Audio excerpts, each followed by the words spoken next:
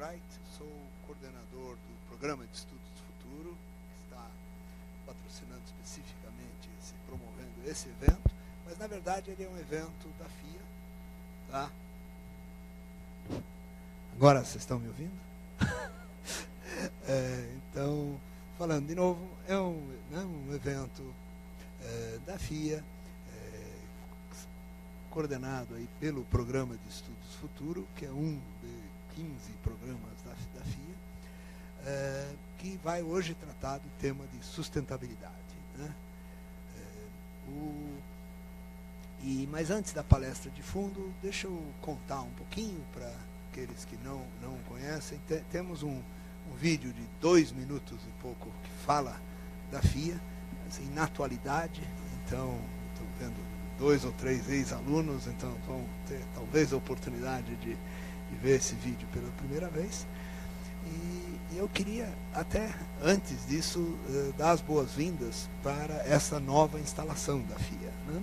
Nós começamos a operar os cursos de MBA aqui neste prédio, e esse prédio tem um significado todo especial, né? O Vitor Civita desenvolveu esse prédio com, né, uma arquitetura icônica, com uma característica própria, numa instituição de disseminação de conhecimento, tá? Assim, todo o conjunto de revistas, publicações da Editora Abril. Então, nada mais apropriado do que nós darmos continuidade a isso com a formação de executivos, né, que precisam desenvolver as competências do Brasil nas mais diversas áreas. E hoje vamos falar um pouco da importância das oportunidades na área de meio ambiente e sustentabilidade. Pediria para passar o filme, que é um filme bem curtinho, que dá essa visão geral da instituição. Todos os dias nós acordamos diferentes do que fomos ontem. Buscamos ir além de onde podemos ver. Vamos atrás do novo, do que ainda não existe, simplesmente porque nunca alguém o inventou, ainda. A FIA é muito mais do que você imagina. São mais de 36 anos de história. Nossos profissionais são doutores, autoridades em muitos dos temas que tratamos. A FIA e a Faculdade FIA são reconhecidas mundialmente entre as melhores escolas de administração. E essa qualidade é refletida nas parcerias e intercâmbios que fazemos com diversas universidades ao redor do mundo.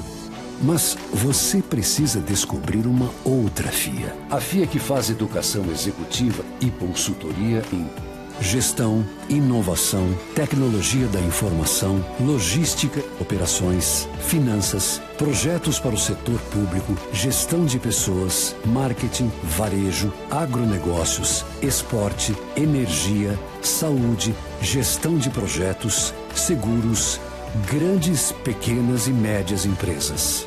A FIA tem uma enorme capacidade de gerenciar grandes projetos complexos.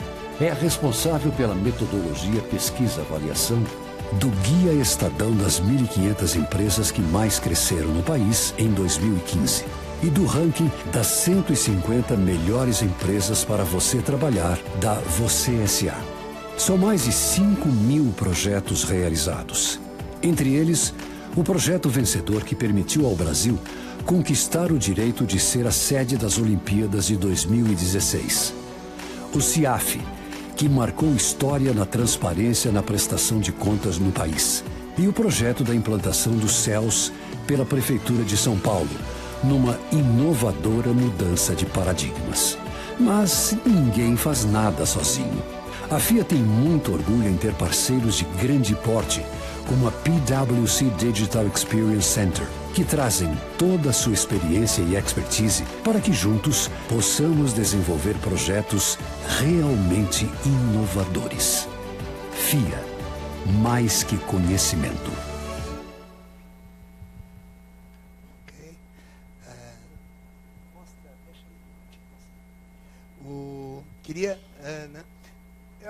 Quando eu vi esse vídeo, ele realmente despertou essa visão mais ampla da FIA, né?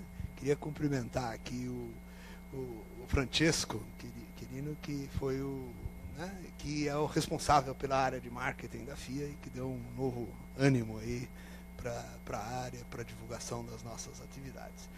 E quero aproveitar esse fundo de tela que está aqui para falar da conquista mais recente da FIA, que foi a da nossa graduação. A gente tem 1 ou 2 alunos da graduação aí, cadê vocês? Então, tem aí 1 ou 2, que a FIA foi, o ENAD, né, é o exame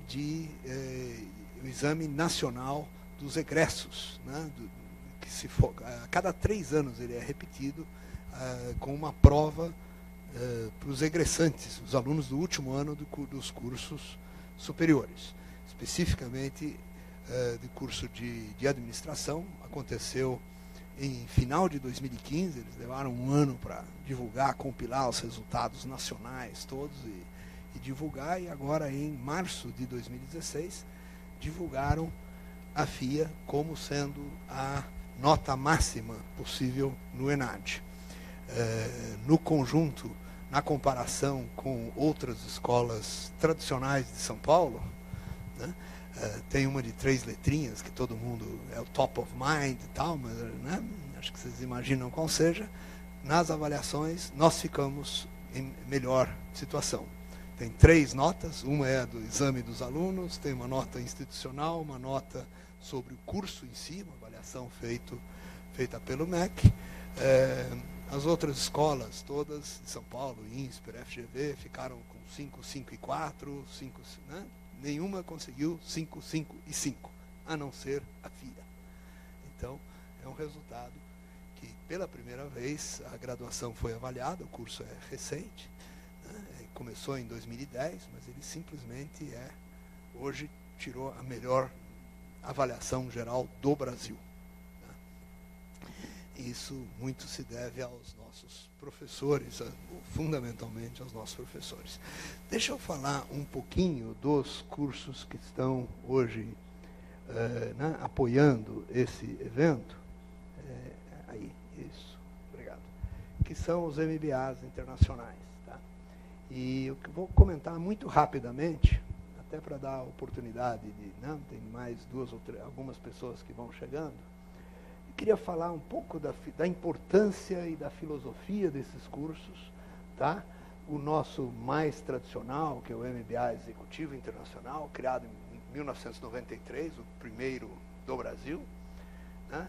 Um curso mais recente, que é uma parceria entre 4 escolas, e cursos que nós fazemos em inglês, inclusive trazendo alunos do exterior para ficar 1 ano no Brasil para estudarem administração de empresas.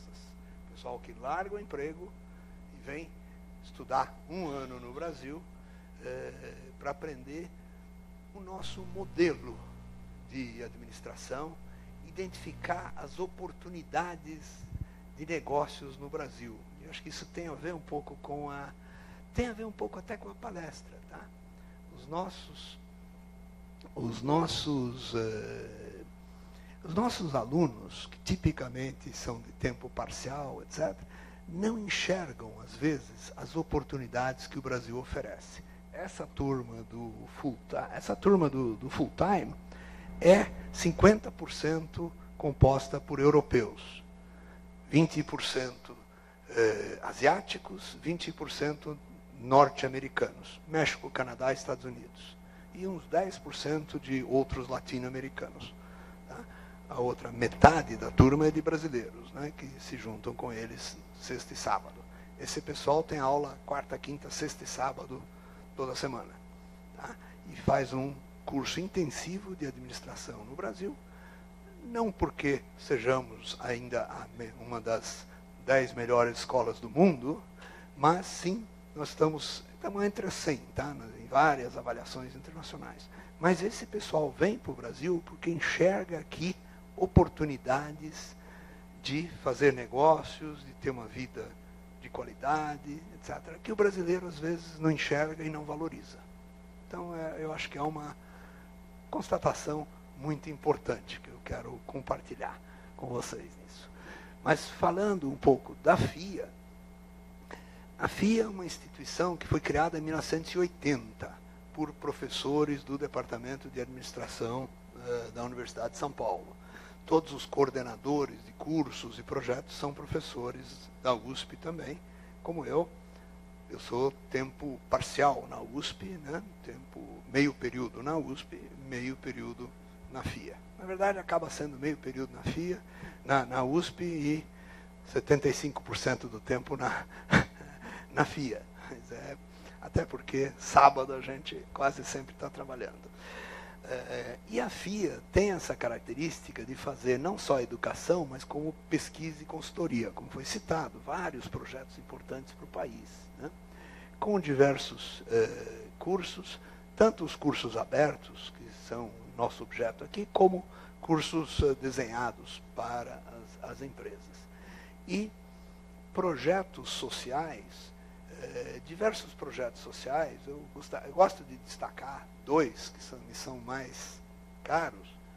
Um projeto que é conduzido pelos ex-alunos da FIA, que é um projeto de apoio às ONGs desse país. Tá? De uma maneira geral, as ONGs são tocadas por pessoas com coração enorme e pouco conhecimento de administração. Tá? E então os nossos ex-alunos se organizaram para preparar esses gestores de ONG. Eles fazem um curso que é um mini MBA, com 120 horas, treinam esse pessoal desenvolve um projeto, aulas à noite, sábado, etc. E quando esse pessoal retorna para a sua empresa, para a sua ONG, na verdade, né, os dois consultores ex-alunos, consultores voluntários, vão lá e ajudam a implementar os projetos, transformando essas ONGs. Tá? Algumas já famosas, como, por exemplo, Doutores de Alegria, foi ajudou a organizar na sua etapa nova, através da FIA, já existia. E tem inúmeras outras. Tinha uma que estava morrendo, né, uma casa para crianças com portadoras de HIV, estava falindo. Hoje ela tem 6 casas e está funcionando a todo vapor, certo? 6 casas espalhadas por São Paulo. E são mais de 370 casos de recuperação ou de alavancagem de organizações sociais. Um outro é o de acesso à universidade, onde a gente mantém cursos para jovens carentes e prepara durante um ano com ensino, assistência técnica, assistência social, alimentação, transporte, etc., para acesso à universidade. Outro projeto social, a professora Gleriane está aqui presente, né, na favela de São Remo, aqui estão fazendo, os alunos da FIA, liderados pela professora, estão fazendo um trabalho de reorganização e estruturação de coleta de resíduos na fazenda, entre outras coisas, efetivamente, que estão fazendo. Além disso, a gente mantém revistas científicas, faz eventos, tanto desse tipo, como eventos formais, congressos internacionais, e a gente doa metade do resultado da fundação para a Universidade de São Paulo. A gente reinveste metade na própria FIA e doa em média, metade.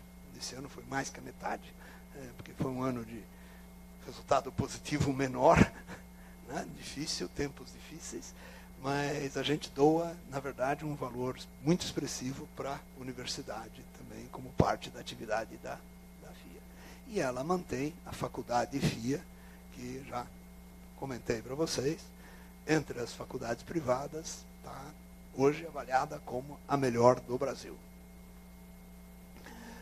O ProFuturo foi criado junto com a criação da FIA, é o programa que está envolvido nisso, e, na verdade, eu gostaria de comentar que ele foi criado em torno do projeto inicial do Proálcool, na segunda fase de expansão do Proálcool, né, de uma energia alternativa em 1979. Um dos primeiros problemas a ser abordados foi o problema do que fazer com o vinhoto. Quando você produz 1 litro de álcool, você produz 12 litros de um produto que era tido como poluente. Hoje ele é vendido como fertilizante. Mas isso precisou pesquisa, desenvolvimento, soluções. E a gente tem, em várias áreas da economia, discutindo, fazendo estudos prospectivos e trazendo esses resultados para os cursos da USP e da FIA. Tá? Então, esse casamento entre fundação e setor privado é algo super produtivo, super importante. A gente tem feito pesquisas, eu faço questão sempre de fazer essa constatação e colocá-la. O Brasil para chegar no padrão de desenvolvimento de Portugal, hoje, o Brasil precisa dobrar sua produtividade nos próximos 25, 30 anos. Isso, a produtividade de cada trabalhador brasileiro. Dá para fazer na ponta do lápis essa conta. Tá? Então, a gente precisa melhorar muito as empresas, a eficiência, a gente precisa inovar, gerar produtos de maior valor, trabalhar com muito mais eficiência, usar mais a informática, a automação, e fazer isso de maneira sustentável. Então, as empresas precisam tudo isso e os executivos que procuram os cursos precisam de conhecimentos práticos, pronta aplicação, atitudes globais, networking, empregabilidade. São fatores que a gente tenta passar, não ficando restrito só a passar fórmulas, técnicas e ferramentas para vender mais ou para produzir mais, mas fazer uma visão abrangente de tudo que o executivo precisa ter de conhecimentos abrangentes, de habilidades e de atitudes verdadeiramente globais.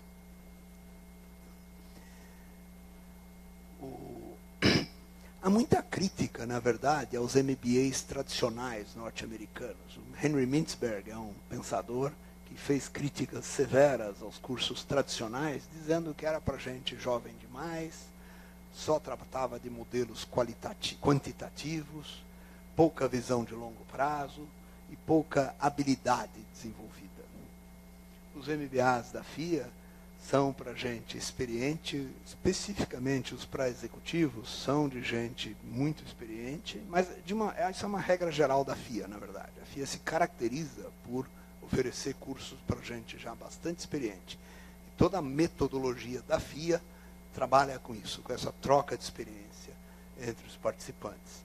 E os cursos, né, e os nossos cursos têm como característica, além de ser pessoal muito experiente, né, especialmente no executivo tradicional, no Américas, todos eles têm viagens internacionais como parte integrante do curso. Não é uma festa no fim do curso, é uma viagem de estudos durante o curso, onde a pessoa traz experiências, visões de outras paragens para discutir e comparar com a realidade brasileira.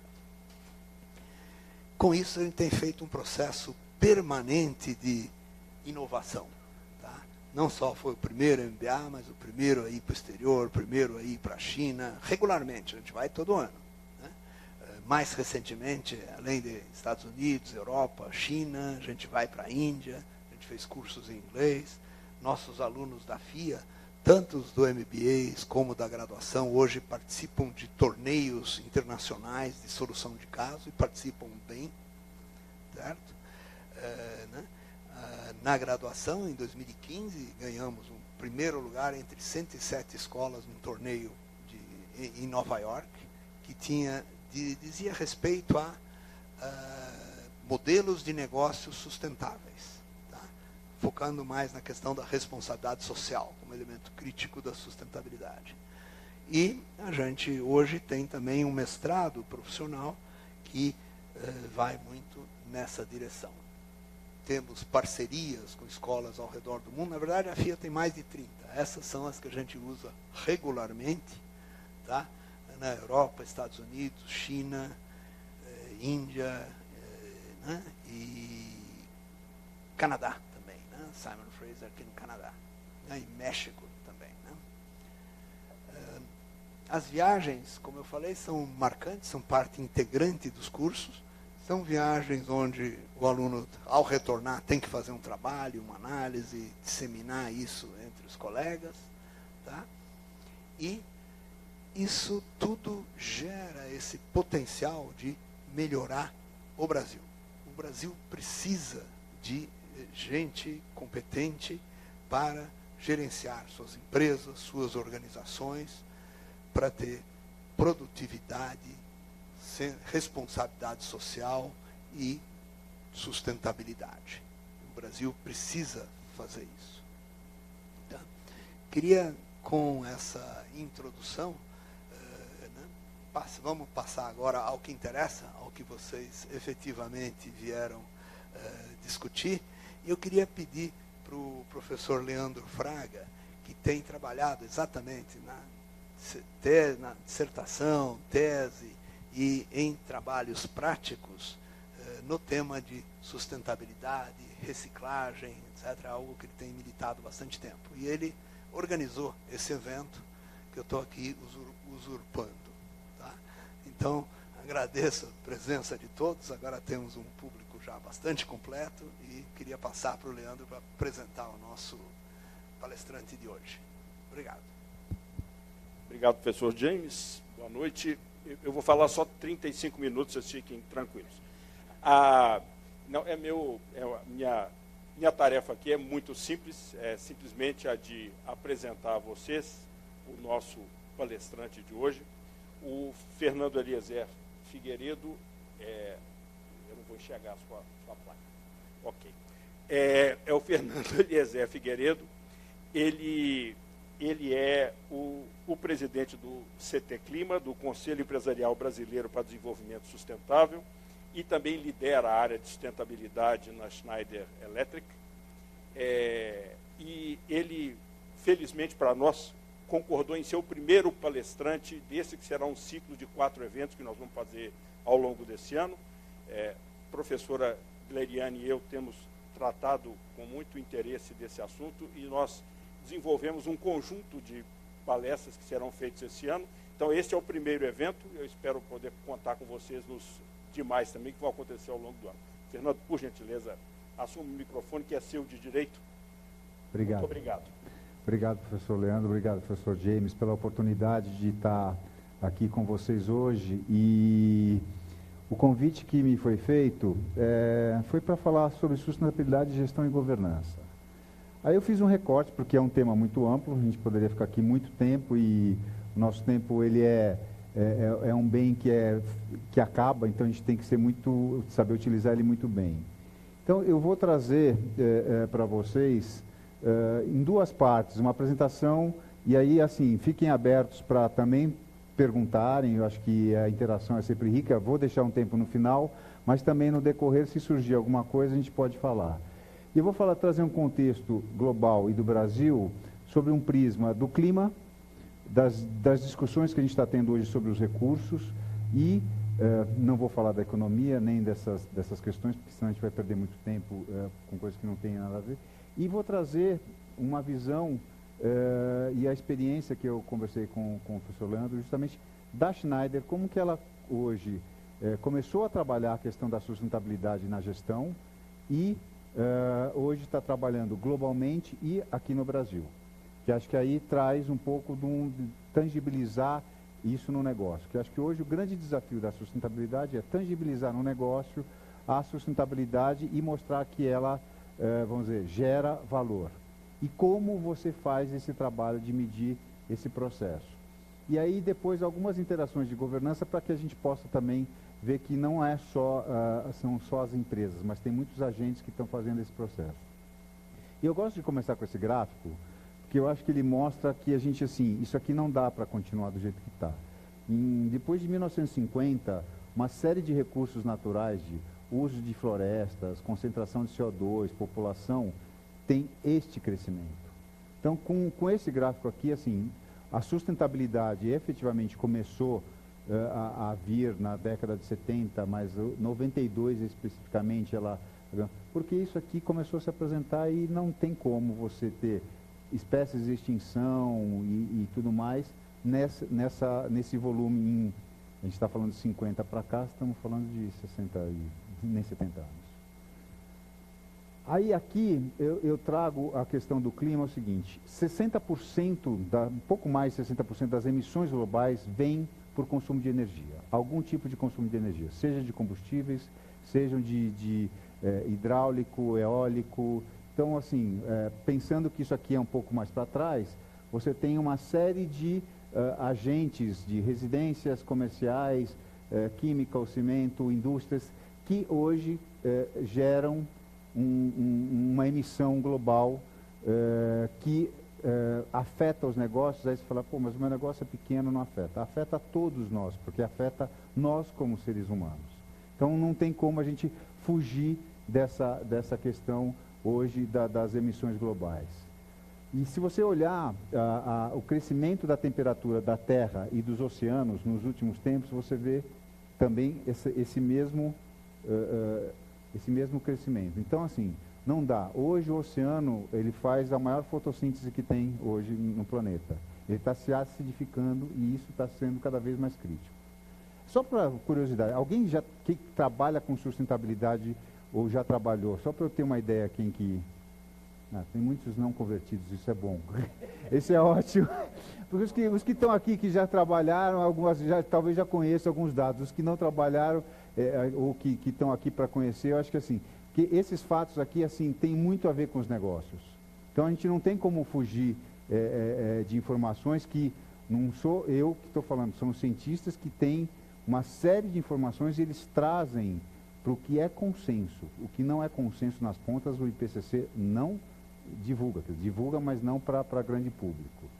E aqui é só para vocês terem uma ideia do crescimento da temperatura da Terra no decorrer dos séculos, né? A gente está falando aí de 200 anos, quando começou a Revolução Industrial, e vocês vão chegar assim que a gente está num limite, porque hoje a gente já está quase em 1,5 graus, nesse volume que a gente está passando. Então não tem como falar assim, mas vai acontecer. Então não é se, é quando a gente efetivamente vai tomar alguma decisão, como negócios, como pessoas, porque aí as empresas são pessoas, né?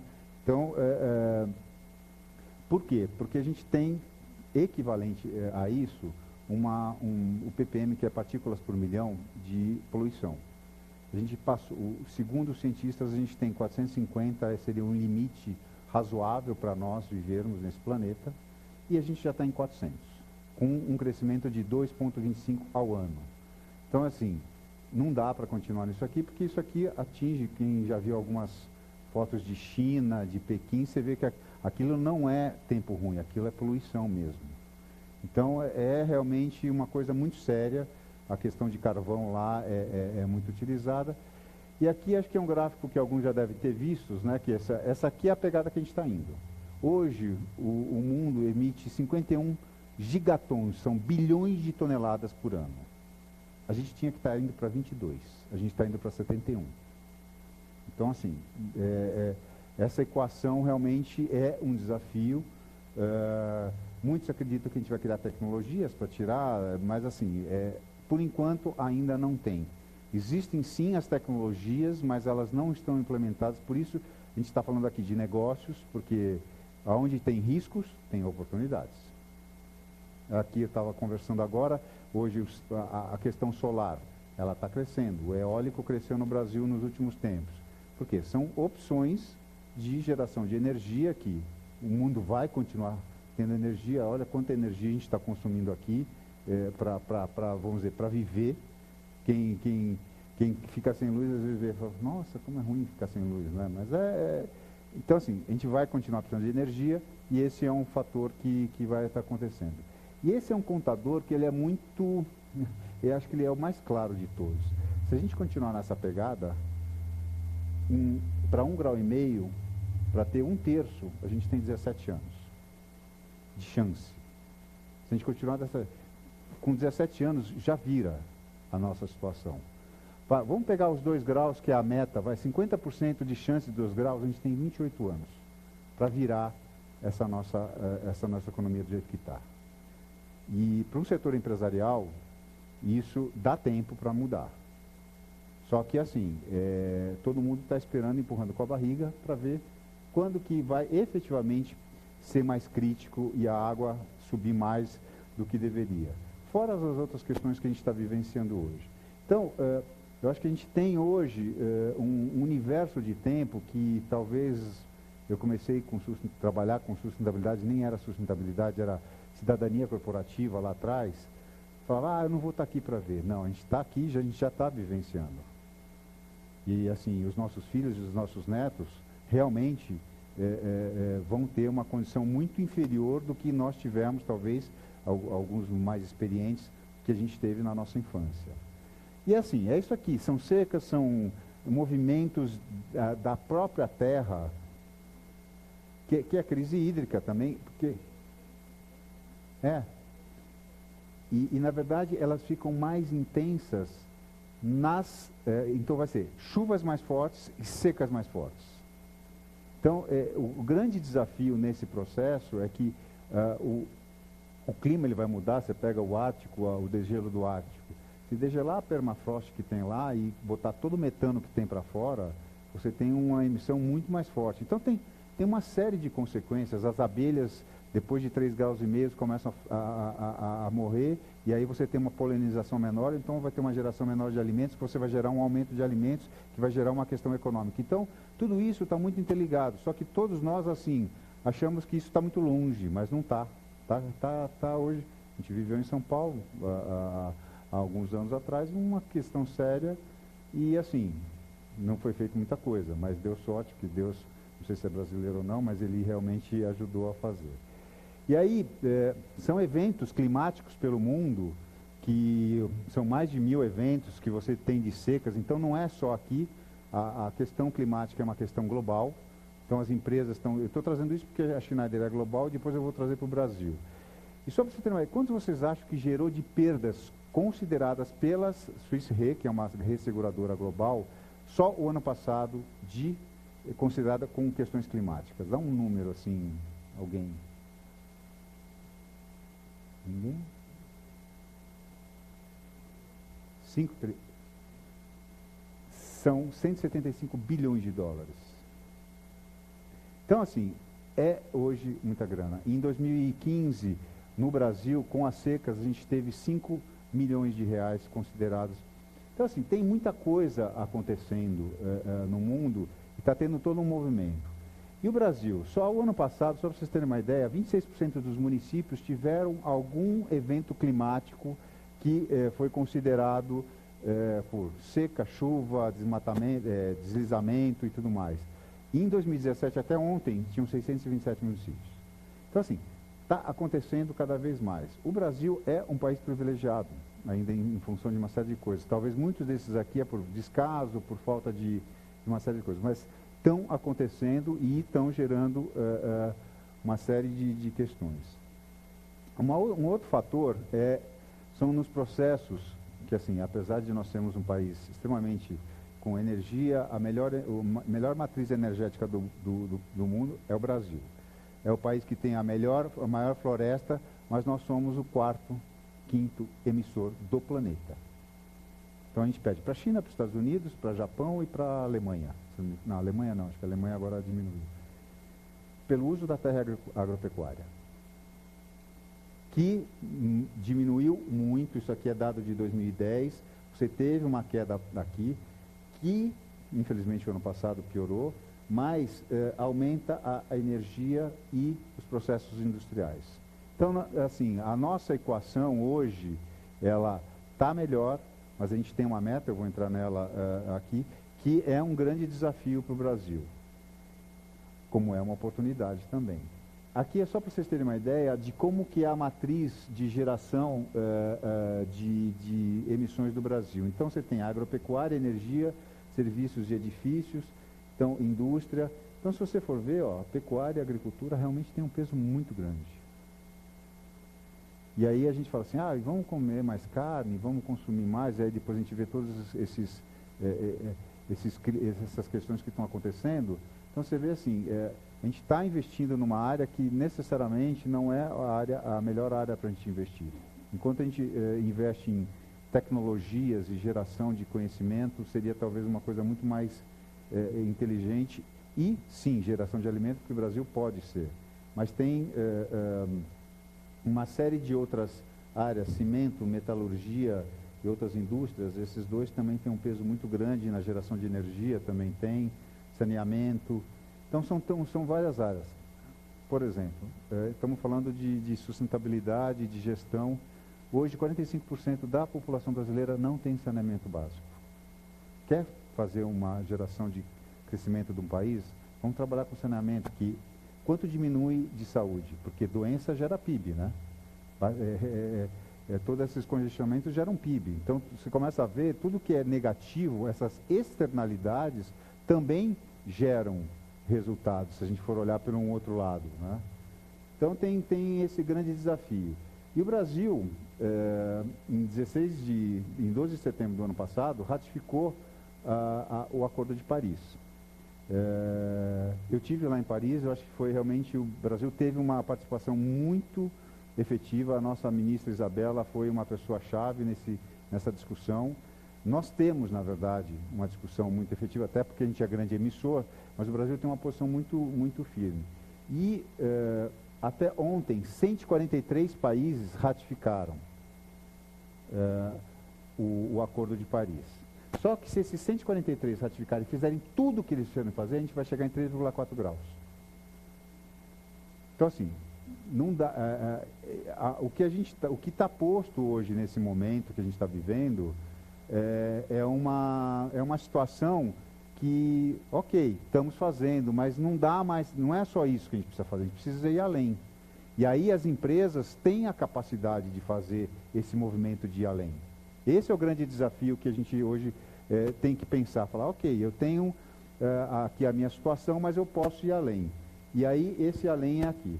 Aqui são as metas que acho que muitos de vocês conhecem, mas acho que duas são as mais agudas, que é o 37% em relação a 2005 em 2025, então a gente está falando de 8 anos, e 43% em 2030. Dá para chegar? Dá. Só que a gente tem que fazer muita coisa, aí tem todos esses outros desdobramentos de Paris, mas dá para fazer. E aí como que entra, aí começa a entrar assim, como que entra o negócio nessa questão? O Brasil, ele tem que chegar a 1,3, ele está emitindo 2,1. Então assim, você vai ter que ter uma redução aqui. Como que você vai fazer esse processo? Então você vai desdobrar isso em metas setoriais e governos subnacionais, os estados. Os estados e as indústrias que são emissores vão ter que começar a olhar isso. Para quê? Porque aí dentro do setorial vai vir para as empresas. E as empresas aí vão ter que pensar nos seus modelos de negócio, vão ter que pensar como que elas vão declarar isso e os novos padrões de consumo e de produção. Então, isso aqui começa a mexer diretamente. Você fala, pô, mas espera, eu não tenho nada a ver, eu sou uma empresa desse tamanho. Porque as grandes empresas já estão fazendo isso, induzindo os fornecedores a fazer isso. Por quê? Porque vai ter meta setorial.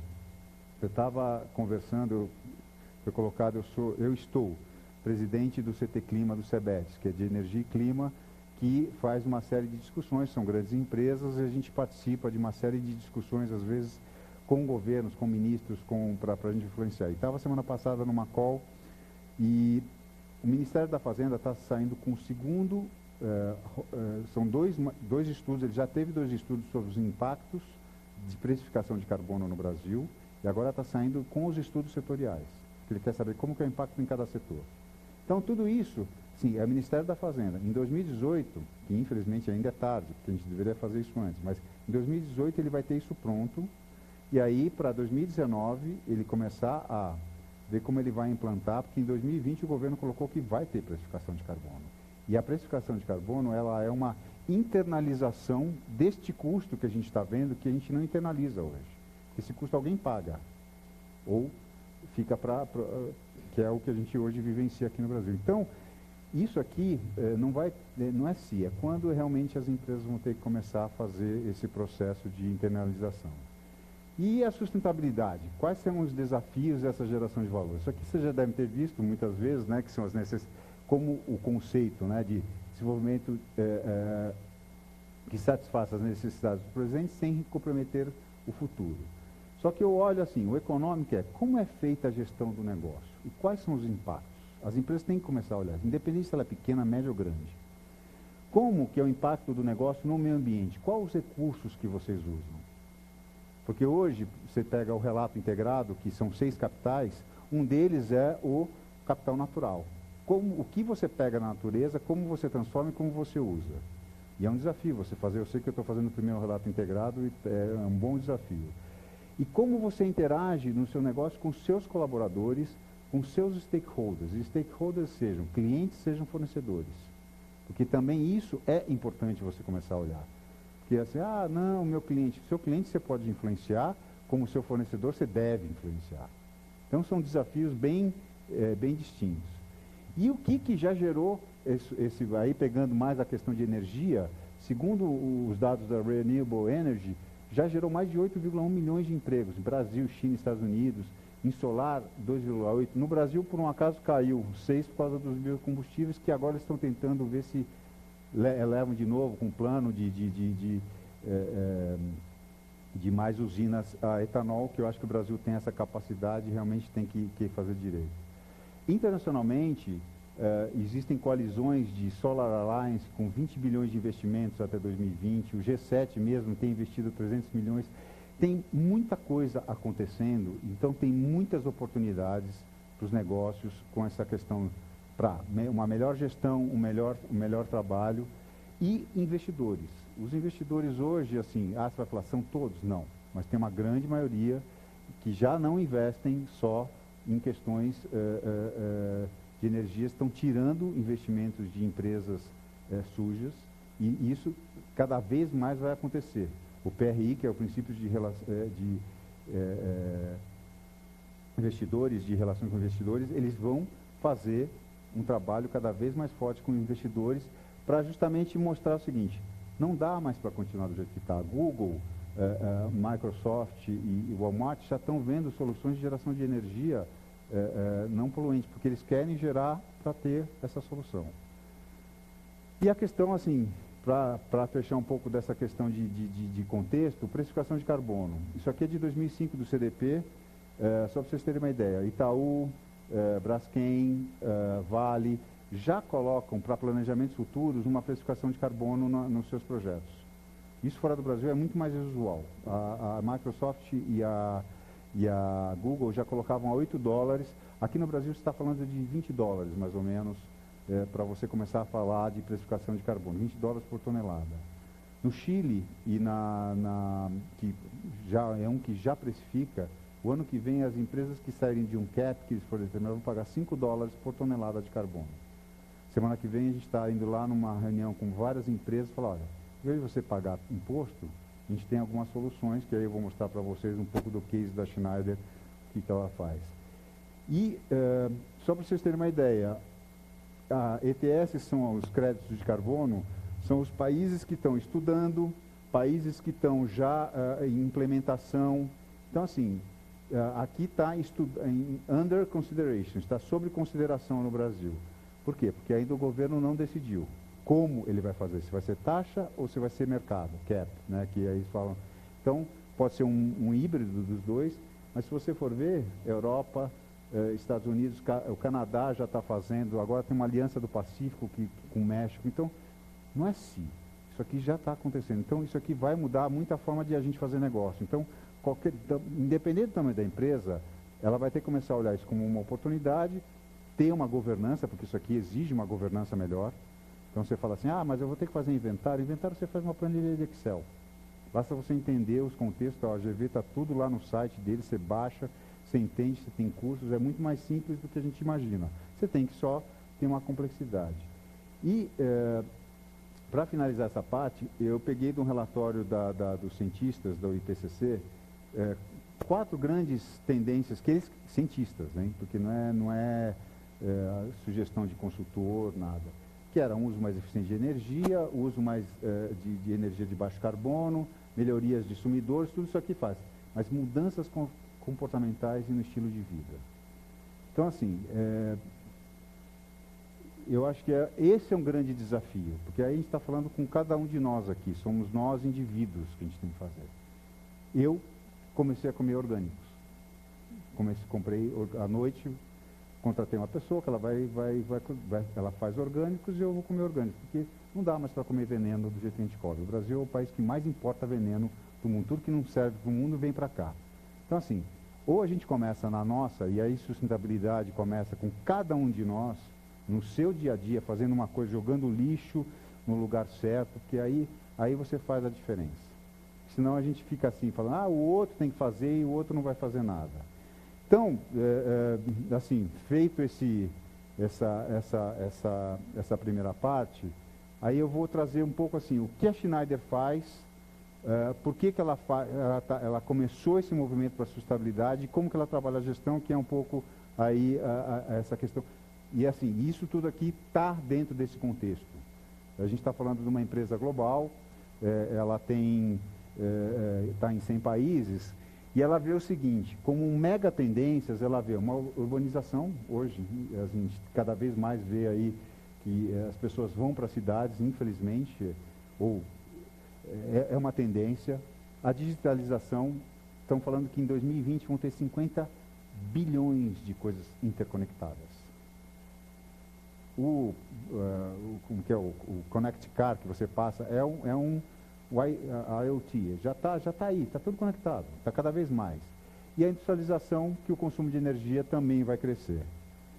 Então a gente vai ter o quê? Um desafio de consumo de energia crescente versus uma redução pela metade das emissões, ou seja, a gente vai ter que ser 3 vezes mais eficiente. Então são poucas empresas como a Schneider que têm a condição de ajudar outras empresas a serem mais eficientes no seu consumo de energia e, consequentemente, redução das emissões. Aí esse é o nosso presidente, ele fala que a sustentabilidade está no coração da estratégia corporativa. Realmente eles começaram a fazer um trabalho na França muito fortemente nisso, eles têm o nosso P&D é muito alto, porque eles acreditam que é o seguinte, um ambiente melhor para todos, vai ser um ambiente melhor para os negócios. Esse é o grande ponto, porque a gente fala assim, isso não tem nada a ver comigo. Você não vai ter ambiente para fazer negócio, porque você não vai ter uma situação para não ter negócio. Então é parar de olhar muito assim, não é comigo, não, é com cada um de nós aqui nesse processo. E porque aí ele fala da energia, eu vou aí fazer um recorte também dessa questão da energia de um direito básico. E nós, como trabalhamos com vários setores e vários segmentos, a gente pode co-criar com um mundo mais elétrico, com um mundo mais digital, mais descarbonizado e mais descentralizado, porque isso é outra coisa que também está acontecendo. Então são megas tendências que estão acontecendo. Então, ou a empresa vai para isso aqui, ou ela vai ficar no nicho dela, vai ficar pequena. Depende do que ela quer como negócio, como o que você quer como... Então, assim, é uma empresa de 25,4 bilhões de euros, então não é pequenininha, é uma empresa grande. 5% ela investe em P&D, e aí ela investe em P&D forte mesmo hoje, cada vez mais a conexão dos produtos com as soluções, com softwares. Então ela tem muito nessa linha. Está em mais de 100 países, com 160 mil colaboradores. E ela tem uma divisão de business que tem residencial e construções 33%, data centers 14%, a gente é líder em data centers, uma coisa que quando eu entrei lá eu nem sabia que a Schneider era, mas é líder em data centers, indústrias e infraestrutura. E ela tem uma divisão global, em América do Norte é 25% do negócio, Europa é 28%, Pacífico e Ásia 20%, e o restante, que era o Rest of the World, agora no internacional, muito melhor, a gente era Rest of the World, mais assim, 20% do negócio. Então ela é bem dividida, então é realmente uma transnacional que ela tem essa visão. E atua em diversos setores, em diversos segmentos. Então, assim, dentro das grandes empresas de petróleo e gás nós estamos, dentro das indústrias de mineração, cada 9, 10 tem nossas soluções, em países que tem a infraestrutura de água, de gestão. Então a gente tem muita coisa ligada à gestão, à infraestrutura, à questão de utilities, as grandes empresas de elétricas todas são clientes. Então, quase todas as empresas têm algum produto ou solução Schneider. Como também tem dos nossos concorrentes, porque são produtos muito equivalentes e aí todos têm essa possibilidade de trabalhar com essa questão. E aí a gente tem, vamos dizer, pelo mundo aí, aparecido entre empresas como Corporate Finance, com as mais sustentáveis, mais éticas. Isso é uma coisa que, quando eu fui para a Schneider, vou fazer 3 anos lá, eu pesquisei, realmente ela tem uma questão de ética muito forte. A gente não vende para governos, a gente tem, assim, é um cuidado. Você vai falar para o pessoal de vendas, vai lá falar com os caras, não vão falar, porque eles sabem que aqui no Brasil tem muita coisa. Lá fora a gente tem muitas relações, mas é uma questão muito fora e realmente a questão de ética é um ponto forte que a gente trabalha dentro.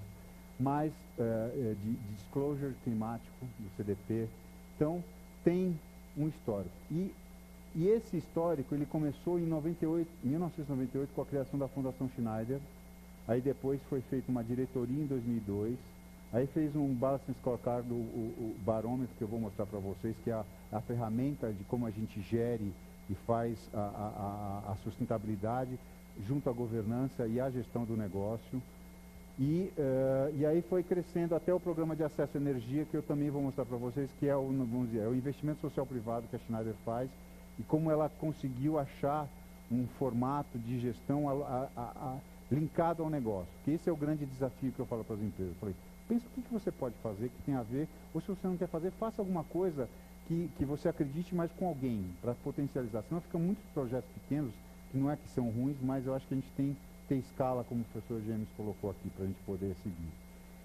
E aí veio para nós, no final de 2014, grandes tendências globais, que a Schneider ia trabalhar para a questão da sustentabilidade. Clima, economia circular, ética, saúde e pobreza. Então esses aqui foram os grandes, isso aqui são as grandes tendências que a gente vai ter que trabalhar como sustentabilidade. É uma empresa grande, ela tem diretrizes globais, então entendam que assim, às vezes assim, é mais fácil você trabalhar numa empresa grande que você trabalhar numa empresa menor. Mas isso aqui qualquer empresa pode fazer. E dividiu nos 3 pilares, Planet, Profit and People, que é econômico, ambiental e social, metas que são medidas a cada 3 meses lá fora. É uma empresa de capital aberto na França e está no Dow Jones Sustainability em Nova York. Então, ela é uma empresa muito mais regulada lá fora. Nos outros países, ela é capital fechado e aí, por compliance, alguns dados eu não posso apresentar, porque, assim, como subsidiária, eu não tenho algumas autorizações para... E aí, ela colocou, então, dentro do planeta, clima, reduzir 10% o consumo de energia, reduzir 10% do consumo de CO2, porque hoje, só para vocês terem uma ideia, 50% do que a gente vende no Brasil vem de alguma fábrica da Schneider no mundo. É uma transnacional, ela produz em vários lugares do mundo e ela vende. Então, dependendo como for, tem fábricas, a gente tem hoje 3 fábricas no Brasil, mas a gente tem esse movimento, por isso a redução de transporte é considerável. Economia circular, que aqui agora está começando a se falar, mas assim, realmente lá a gente faz um trabalho mais forte, porque economia circular é você usar o produto para você reutilizar. Então, tem aqui, daí tem zero waste, tem produtos com um label que eles chamam Green Premium, que são produtos que na Europa, se você não tiver toxicidade e reciclabilidade no produto, você nem vende. Então hoje um percentual grande dos produtos que são importados a gente já vende no Brasil com o REACH e RoHS, que são 2 certificações. E aí, medir CO2 em grandes projetos, você ter ISO 26000 para fornecedores. Isso aqui são as metas lá de fora. Uma outra coisa que eles fazem, a gente pode seguir as mesmas ou a gente pode criar as nossas metas locais, porque algumas coisas aqui ainda não estão na nossa realidade. Isso é uma coisa positiva, pensando como uma empresa multinacional. Eu já trabalhei como consultor em algumas outras empresas, às vezes não vem e fala, façam. E aí você chega e fala assim, puta, fazer 26 mil. Eu falei, nem eu respondo 26 mil no Brasil, porque não é obrigatória, é muito ampla, então você exigir isso, às vezes é uma coisa que não está na realidade. E people, que aí é redução de incidentes de trabalho, treinamento das pessoas, então tem metas, 150 mil pessoas treinadas.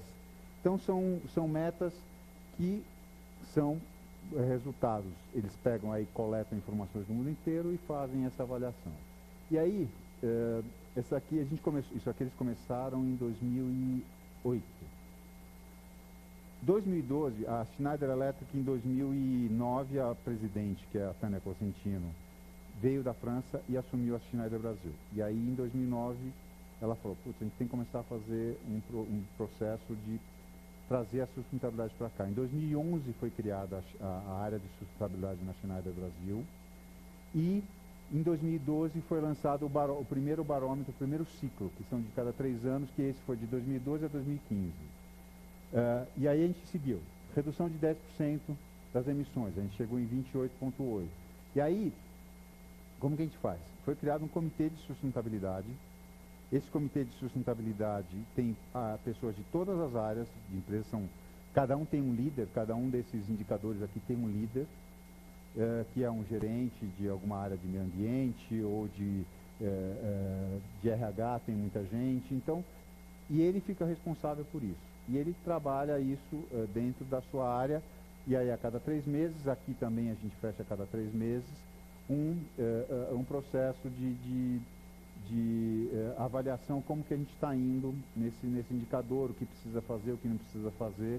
Agora, dia 18, eu tenho uma reunião para fechar, para a gente avaliar o Q1 de 2017, que a gente vai ter que fazer algumas coisas, porque o nosso ciclo, que eu vou mostrar dos indicadores, que fecha em 2017, a gente vai precisar fazer alguns movimentos em alguns setores. E aí a gente fala, ó, esse aqui foi muito bom, esse aqui caminhamos, mas não chegamos, esse aqui foram para baixo, por que foram para baixo, Então a gente faz uma avaliação nesse sentido. E aí a gente dá uma nota. No global vai de 0 a 10, mas só que aqui a gente colocou o seguinte, nesse ciclo a gente queria atingir 7, porque a gente sabia que 10 a gente não ia atingir, aí a gente atingiu 6,87. Foi positivo, acho que a gente cumpriu com o que a gente estava vindo caminhando. Porque antes de se colocar 10 também, uma meta super audaciosa, falar, pô, você só atingiu 6,87? Não. A gente já sabia que 10 era mais difícil. Então, eu acho que quando você cria metas dentro da sustentabilidade, você tem que ter uma clareza de falar assim, você não vira sustentável da noite para o dia. Por mais que nós, vamos dizer, necessitemos em função da urgência que tem as coisas, é um processo. É top-down, tem os desafios aí, não é Schneider, é qualquer empresa, de você ter uma alta direção engajada e que engaje os seus diretores, os seus pares, que também tem muitos diretores que acham que tudo isso aqui é muita perfumaria, não gera negócio. Então, assim, é um desafio, mas, assim, eles já estão vendo que não dá para continuar do jeito que está.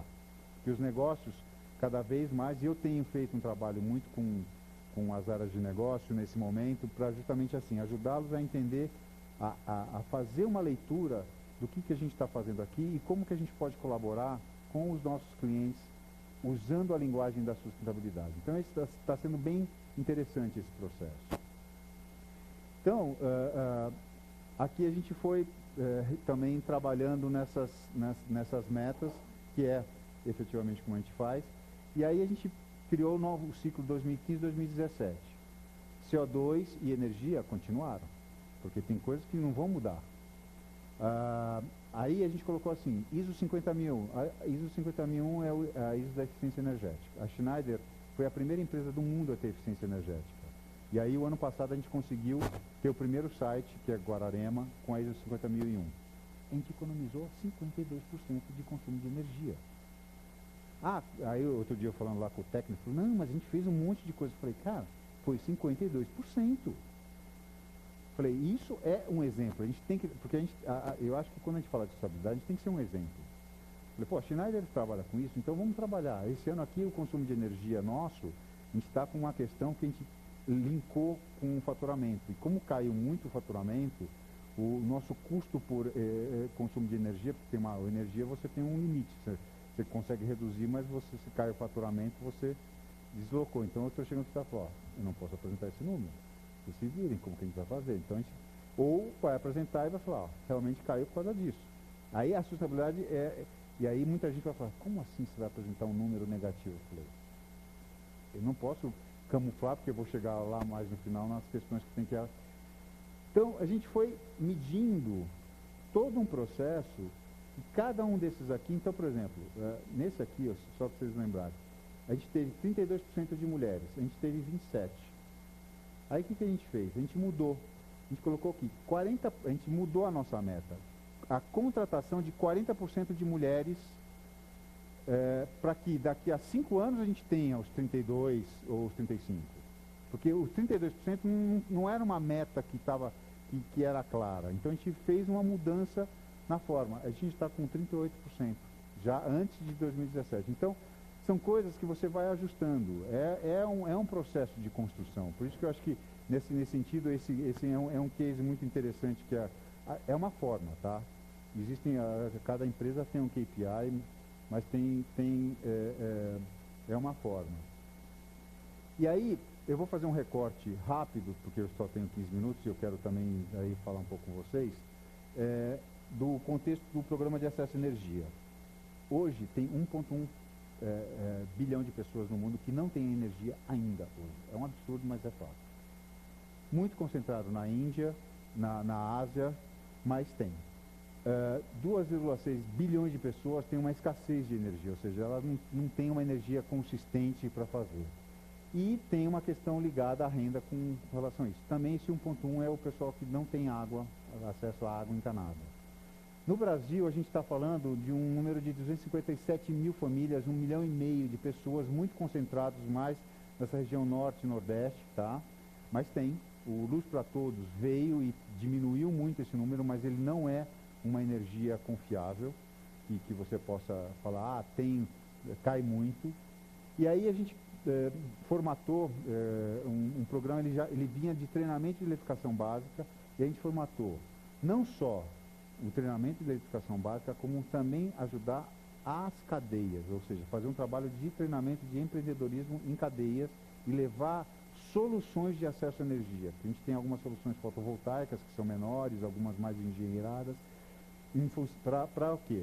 Para fortalecer as cadeias e as comunidades, e aí com ofertas, que aí a gente geraria negócio, sem custo. Isso é uma coisa, quando a Schneider determinou que ela ia ajudar a ter acesso à energia, tudo que vai para a comunidade, a gente coloca custo e imposto, mas sem margem.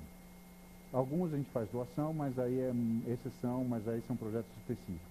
Mas geralmente, quando a gente fala de acesso à energia, são produtos que não têm margem de contribuição para você gerar resultados. E aí facilitar as formações de ecossistemas, a gente foi muito para norte e nordeste, e não faz sozinho. Faz com as instituições educacionais, com ONGs locais, com parceiros. Então a gente fez 30 mil pessoas no Brasil com o Senai. A gente não vai treinar, mas a gente fez o conteúdo, gerou, viabilizou o recurso para fazer. E demos um enfoque no impacto feminino, porque a minha presidente comprou essa bandeira. Ela hoje é uma das, porta-vozes da questão de gênero, que é uma coisa importante. Se o mundo está assim hoje é porque os homens decidiram sozinhos, não tinham mulheres para decidir. Então, realmente, eu acho que a gente tem que ter mais mulheres nos poderes de decisão, e para isso tem que começar a surgir nas empresas. Então, a gente tem um foco em gênero, e nos treinamentos que a gente fez na Bahia, no interior da Bahia, a gente botou mulheres, porque a eletricidade ainda é mais complexo ainda, né? Porque se você falar de outras coisas, mas elétrica é mais complexo ainda. Então, é um desafio que a gente está se colocando aí, e daqui a pouco a gente vai ter mais resultados. E para finalizar, porque ainda tem coisa, saiu em 2015 as ODS. Eu acho que assim, se as empresas hoje querem olhar quais são os problemas do mundo, eles estão aqui, nesses 17 desafios, que se desdobram em 169 metas. Você não vai fazer os 17, mas algum deles você tem alguma interação para fazer com isso aqui. Então, esses aqui, em alguns casos, você colabora direto ou indiretamente, e é por aí que você tem que seguir, porque isso foi o maior consulta multi-stakeholder que teve no mundo para se chegar aqui nesses desafios. Então, isso aqui, hoje, assim, se você for olhar em detalhes da onde veio, aqui estão os problemas que a gente tem que resolver no mundo hoje.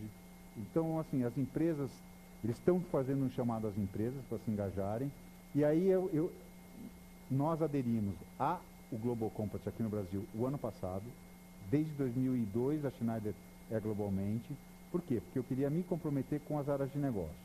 E aí nós estamos analisando ainda, porque tem muita coisa, isso aqui é um processo bem complexo, mas assim, a gente pode falar que a gente colabora com a igualdade de gênero já, porque a gente tem uma série de ações, com questão de energia limpa, porque a gente já teve uma série de ações também, com empregos dignos, é uma empresa que paga todos os impostos, tem todo organizado aqui no Brasil, com consumo responsável, que a gente tem trabalhado cada vez mais nessa questão, e com as questões de mudanças climáticas. Tem outros, mas a gente está, para divulgar isso aqui, a gente vai estar fazendo um trabalho muito mais cuidadoso. Semana passada teve um evento no Itaú sobre os ODS, e assim, a hora que você se compromete, você tem que provar. Então, assim, isso aqui eu sei que a gente tem, mas realmente é provar. E nos ODS, só para vocês terem uma ideia, a Bolsa, a B3, né, que agora não é mais Bolsa, ela lançou um Relato Explique. Não sei se vocês conhecem o Relato Explique da Bolsa, mas ele perguntava para as empresas se faziam relatórios de sustentabilidade. Agora é sobre ODS sustentáveis. Por quê? Se a empresa listada na Bolsa não responder, eles querem saber por que ela não está fazendo.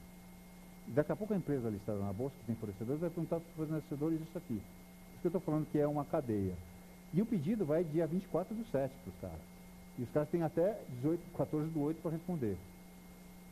Então, é a Bolsa, a B3 é uma empresa e ela está fazendo o papel dela. Ela tem um papel indutor nesse processo, como a Schneider tem, como outras empresas têm. A FIA pode começar a fazer isso.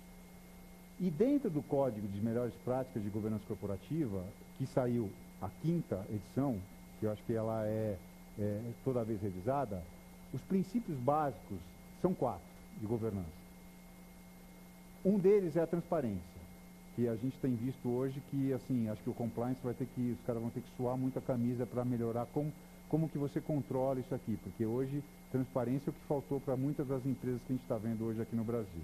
Só que os outros são equidade, você ter as informações, os direitos, os deveres e necessidades de cada interesses bem claras, prestação de contas, isso aqui é outra coisa que é fundamental. Eu acho que a gente tem hoje internet, que qualquer um coloca lá na internet e dá para auditar. Essas auditorias também, que se entrarem nas discussões das auditorias, quem que assinou os balanços de Braskem, de Odebrecht, de Petrobras, quer dizer, vão entrar todo mundo no ralo, porque está tudo junto, e aí eles têm que mudar.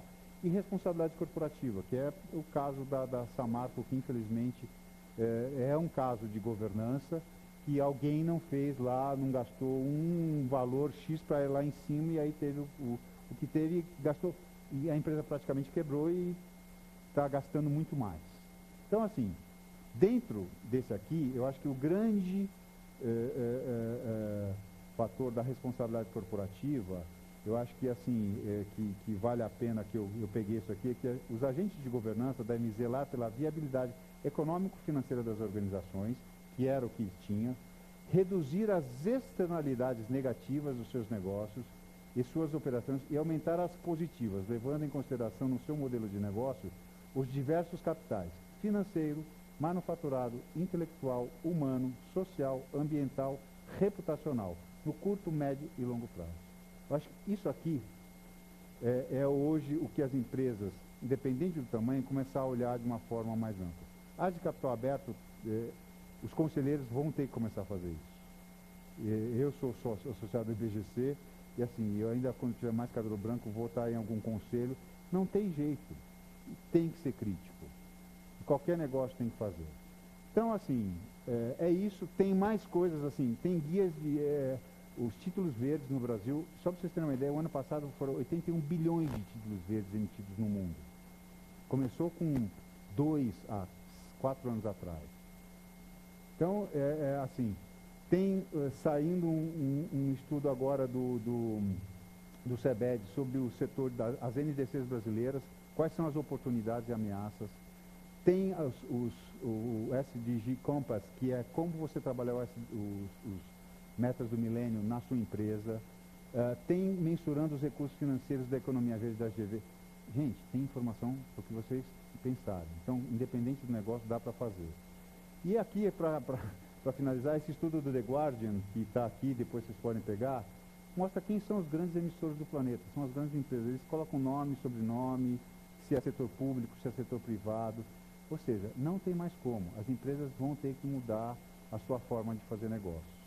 Então, eu acho que esse aqui é um desafio que está posto. Eu acho que a gente tem que começar a olhar. E eu acabo com essa frase assim: a urgência da ação implica que as empresas devem definir metas alinhadas com o que precisa ser feito e não a partir do que pode ser feito. Acho que esse é o grande desafio que a gente tem que fazer, porque senão a gente vai ficar assim, e aí quando acontecer alguma coisa, a gente não vai ter como ter mercado para virar o negócio. E aí eu fico aberto para perguntas e respostas. Obrigado.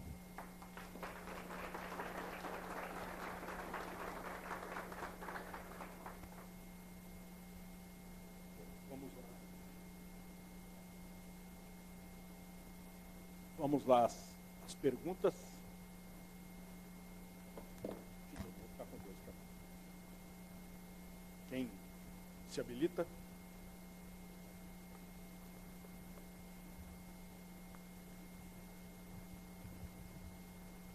Boa noite, Daniel. Eu sou consultor na área de eficiência energética, em indústrias, e o que eu vejo aqui no empresário brasileiro é que uma exigência de um payback de um projeto muito curto. Então, fica difícil viabilizar quer dizer, vai tudo contra, né, a mensagem que você procurou passar aqui. Como você vê isso? Essa questão eu também me debato muito com ela. Sabe qual que é o problema do empresário brasileiro? Ele coloca na mesma mesa o investimento para eficiência energética e o investimento para crescimento de produção. Se está ruim o mercado, ele não investe nenhum e nem outro. Se o mercado está bom, o que ele faz? Eu vou investir em produção e não em eficiência energética. Porque esse é um viés que o empresário hoje brasileiro tem, que ele quer crescer. Só que ele não quer economizar. E a gente tem hoje feito uma discussão com a EPE, que mudou a presidência da EPE, que é a empresa de pesquisa energética. E o novo presidente é um cara que vem do mercado e ele está muito aberto a gerar, porque a gente falou, desse jeito não dá. Tem que gerar algum tipo de benefício para reduzir o payback e ele ter um ganho como processo. Senão, realmente, a gente vai ficar sempre nesse impasse que você trouxe aqui. Investidores também, viu? Investidores estão mudando, mas os investidores, eles falam que eles investem em longo prazo, mas se você for olhar as carteiras, são muito de curto prazo. Poucas coisas. O que é de longo prazo é títulos do governo, que aí você não tem risco nenhum. Mas se você for olhar então está mudando muito. E as carteiras do Easy e a carteira do Dow Jones Sustainability mostram realmente uma diferença das empresas que têm, que eles chamam de boca de jacaré, as empresas que têm uma rentabilidade melhor no processo.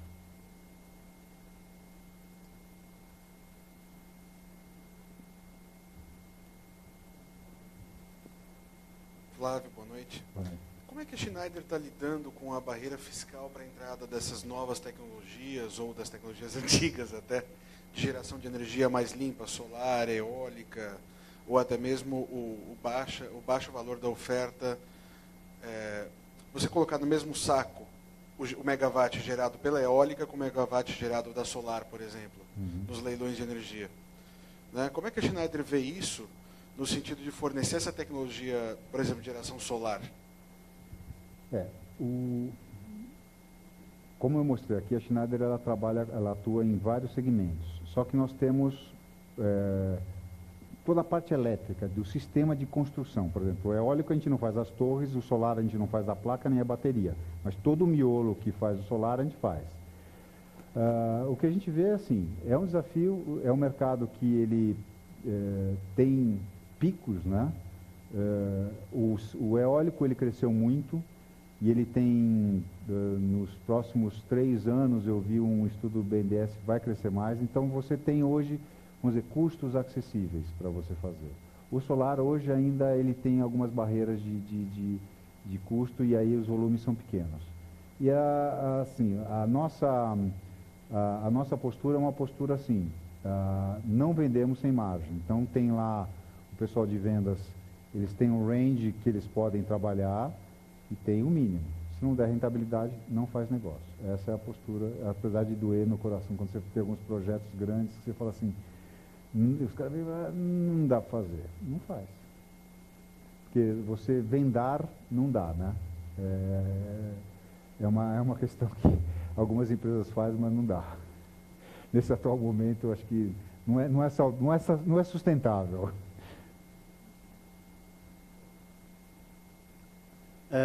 Eu queria perguntar em relação a tudo que foi apresentado, o que tem de positivo, ou que tem sido feito, ou planejado em relação à Amazônia, aos nossos recursos naturais, né? O que dentro desse programa, de tudo que você apresentou, que é mais importante que está sendo feito em relação a isso, a preservação daquela região? Do Brasil ou da Brasil? Schneider? Do Brasil. Como Brasil. Principalmente no Brasil. Não, mas como Brasil ou como Schneider?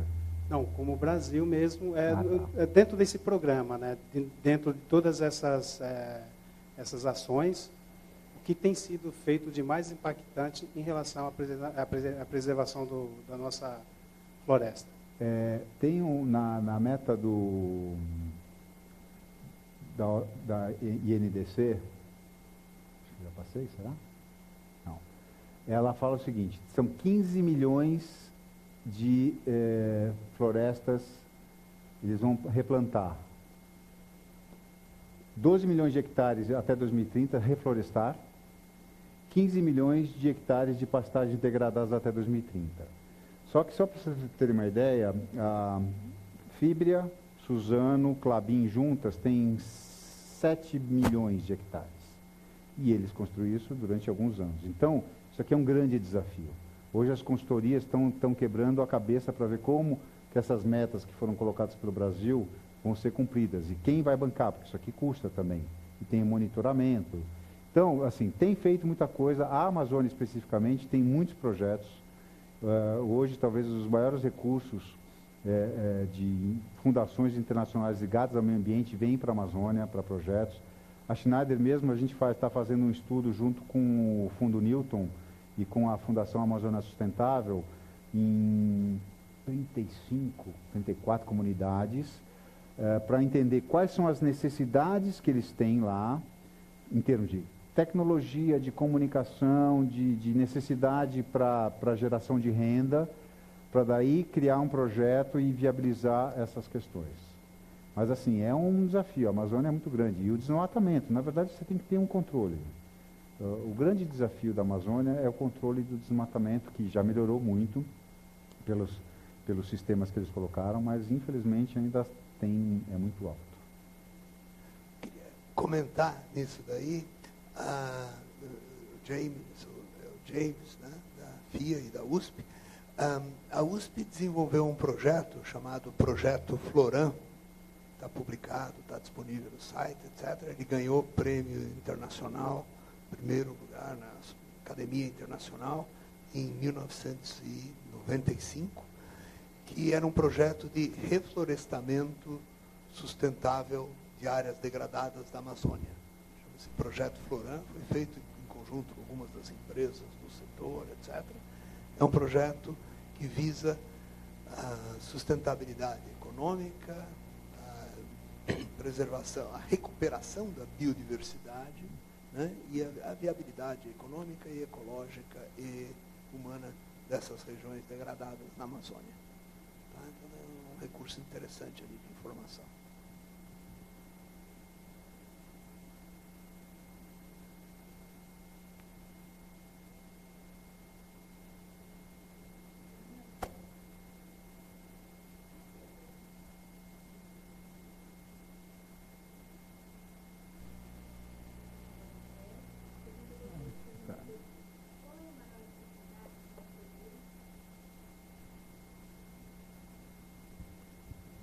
Qual é a maior dificuldade que você sente dentro das empresas para a sustentabilidade avançar? É a falta de conhecimento? É a resistência das pessoas? Ou é mesmo o aspecto financeiro, dos resultados financeiros? Eu diria que existem, acho que, dois aspectos mais fortes, que existe muita resistência ainda na questão de desenvolver os negócios de uma forma mais sustentável, que é assim que a gente faz há anos, e aí vamos continuar fazendo isso, e as pessoas não ligam, e as pessoas não se preocupam com isso. Então, assim, existe uma resistência do ser humano a essa mudança. Acho que esse é um primeiro ponto. E existe uma resistência dentro das próprias áreas de negócios, porque tudo que a gente está trazendo aqui, apesar de ter uma visão que, assim, talvez seja um consenso de que a gente tem que mexer, mas na hora que você vai para o dia a dia, você mexe nas estruturas, e você mexe na forma de você fazer negócio, e você tem que questionar mais. Você tem que ir um pouco mais fundo na sua forma de fazer negócio, e tem que ter ética, tem que ter uma postura diferenciada. E isso, dentro, aí talvez assim, a gente está no Brasil, ainda pegando o Brasil como um país que é um país do jeitinho, então realmente é um desafio muito grande nesse sentido. A questão dos resultados, as áreas de estabilidade, algumas foram enxugadas, mas eu acho que elas não conseguiram trazer valor agregado para o negócio. Algumas empresas, alguns negócios, talvez seja muito mais difícil você fazer esse link. A Schneider é uma empresa, eu diria que ela é privilegiada nesse processo pelo que ela faz, e assim, o produto dela é sustentável. Porque você pega uma empresa, sei lá, uma grande empresa sustentável, ela pode ser muito sustentável, mas o produto dela necessariamente não é. Então a Schneider tem a possibilidade de ser sustentável na sua forma de fazer negócio e nos produtos que ela vende, de ajudar as outras empresas a serem mais sustentáveis. Isso é um grande desafio. Então, eu acho que é uma mescla. Depende muito da empresa, depende da liderança, do quanto ela foi impactada.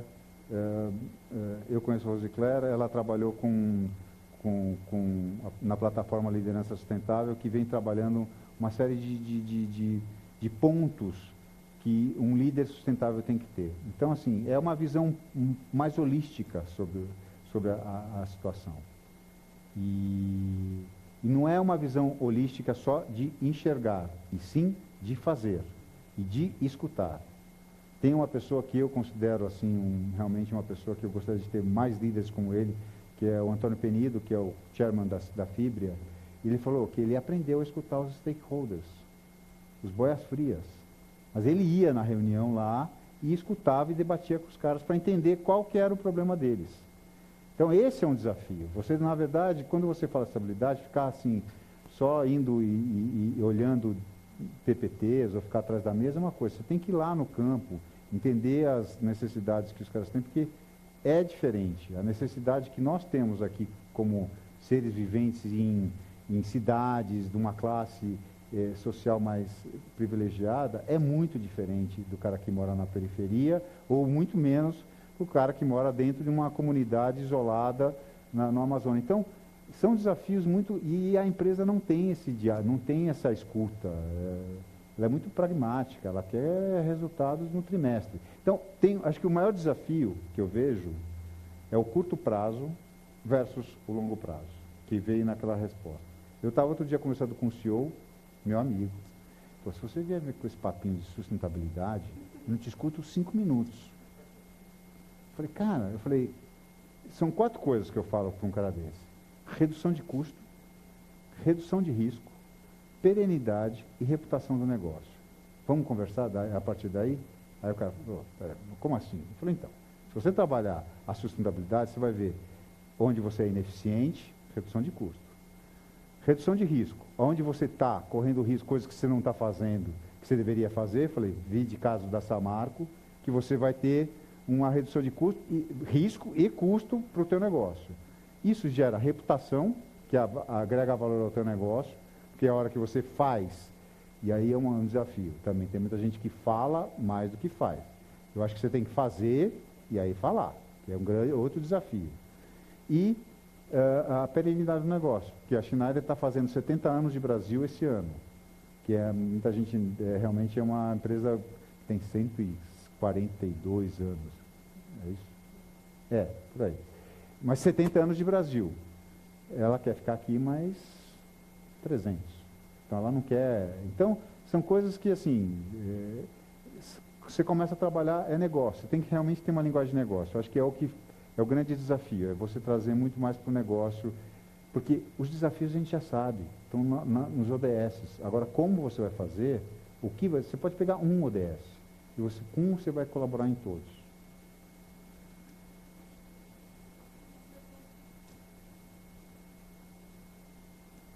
Alô? Tem ele depois. Olá, boa noite. Parabéns pela palestra, alto nível. Obrigado. E, na verdade, é uma curiosidade. Em relação ao ODS de cidades sustentáveis, essa parte de smart grids, vocês trabalham com isso, né? Pode falar um pouquinho? Ou é um tema Não, é assim, daria uma nova palestra. Você pegou numa... A Schneider tem uma série de soluções de smart grids. Só que ela investiu 4 anos atrás para trazer no Brasil. Não era o timing. E aí você vai falar com as áreas de negócio, a gente já investiu. Eu falei, sim, mas o timing agora. Porque a gente tem soluções de smart grids.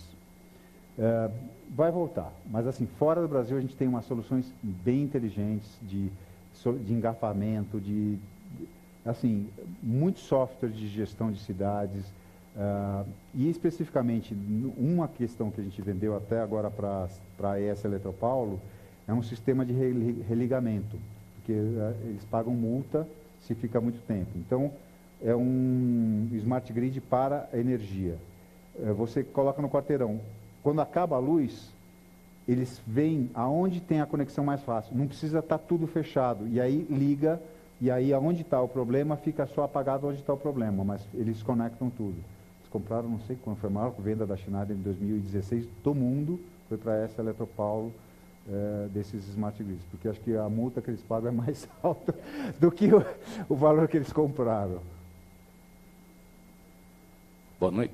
Boa noite. Bertoldo, sou arquiteto e eu convivo há 50 anos lá na região do Vale do Ribeira, nos confins do Vale do Ribeira. E, graças a Deus, nós temos lá o Ouro Verde, né, que foi gerado através da implantação das primeiras,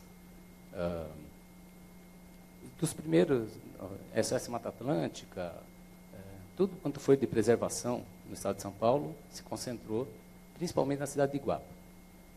E a gente conviveu com isso dos anos 70, de lá para cá. E essa coisa que você falou de pesquisar, eu queria só saber, ali, em 2030, você colocou que você tem um reflorestamento previsto, e isso em percentual dá para ter uma noção, mais ou menos, não? Deve dar, eu não tenho essa informação, mas se você procurar no governo, acho que é Ministério do Meio Ambiente, você fizer uma pesquisa... não é uma coisa da Schneider? Não, aquela é a NDC brasileira. Desculpe, eu cheguei atrasado, mas eu fui convidado às 19 horas, e peguei um Uber e estive aqui. Não tem problema. E eu estou tremendo, porque, na verdade, eu venho trabalhando com isso desde que eu me formei, e, na verdade, eu trabalho com isso com construção desde os 14 anos de idade. Uhum. E sempre voltado para essa ideia, sempre voltado, porque eu ouvia falar lá, por que preservava, porque no futuro ia ser assim, porque... Uhum. E eu propus para um cliente que chegou para mim com uma gleba lá de 528 mil metros quadrados, falou, 50% é APP, não pode mexer. 35% nós temos de área alagadiça e 15% nós podemos aproveitar. Tem duna, tem que dar 30% para o Grapoab, faça um condomínio, faça um loteamento.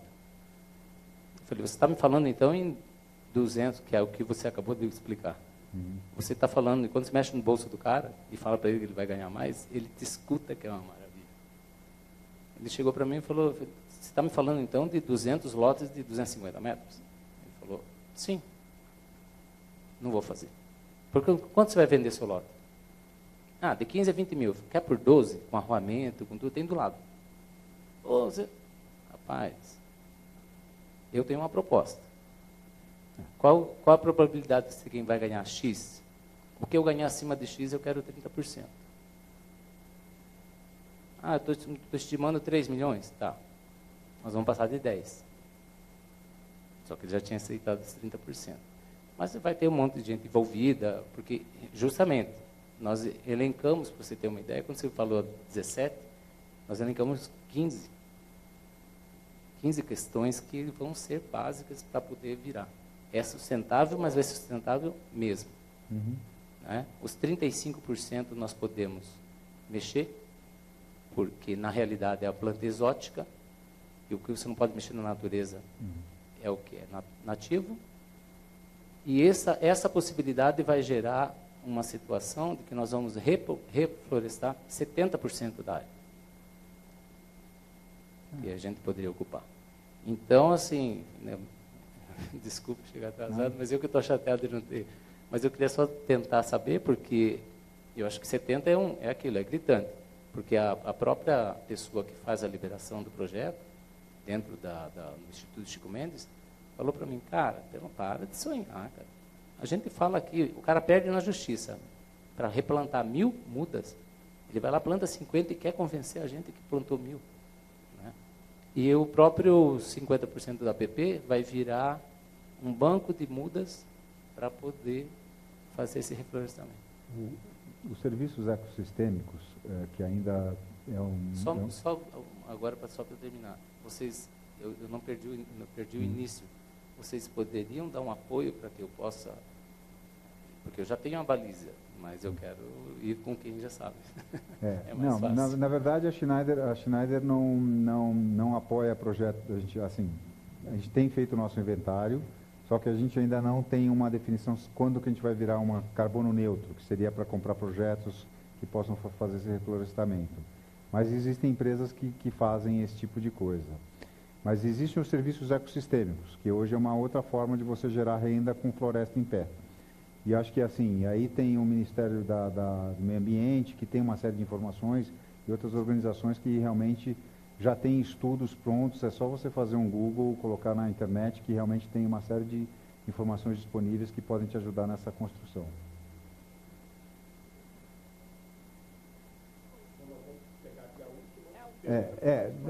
Vocês decidem. Você falou no início da apresentação que a Schneider tem um projeto de desenvolver o relato integrado. Isso.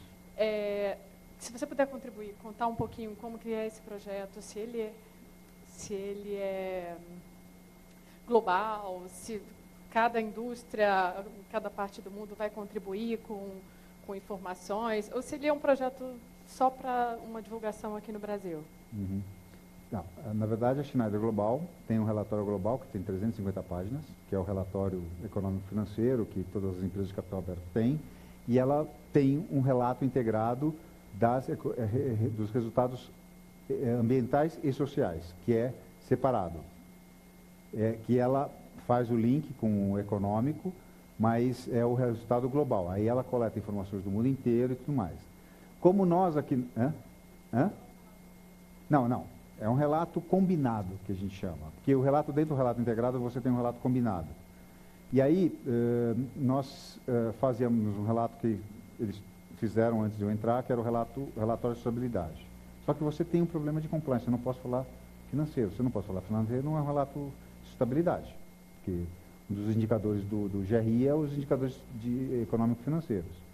Então, quando surgiu o relato integrado, eu comecei a estudar e eu estou fazendo um relato combinado. Eu vou fazer um disclaimer que os resultados econômicos e financeiros da Schneider Brasil estão contidos no relato integrado, vide link e tal, e aí eu apresento, porque na verdade eu estou apresentando um pouco o modelo de negócio, porque essa apresentação aqui eu acho que a gente tem que apresentar, porque muitas empresas não conhecem a Schneider, não sabem o que ela pode disponibilizar. Então, eu estou colocando um pouco do que a gente faz, os números que eu posso apresentar, e o ambiental e o social com um pouco dessa questão. Então, ele é um relato combinado, não é um relato... O econômico, o oficial da Schneider, eu vou ter que colocar isso, o oficial da Schneider é o relatório que sai da França, do corporativo, e aí o meu é um complemento com, vamos dizer, uma visão Brasil. Bom, muito obrigado, Fernando, pela sua excelente apresentação, as informações todas que você dividiu conosco. Eu queria deixar aqui com você um livro que conta um pouco da nossa história. Muito obrigado.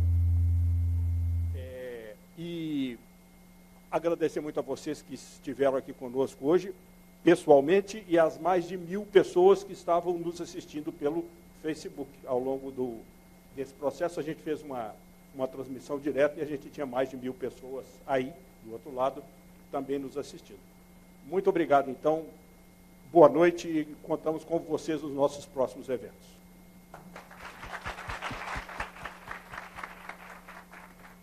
Gente, só para avisar, quem não pegou o ticket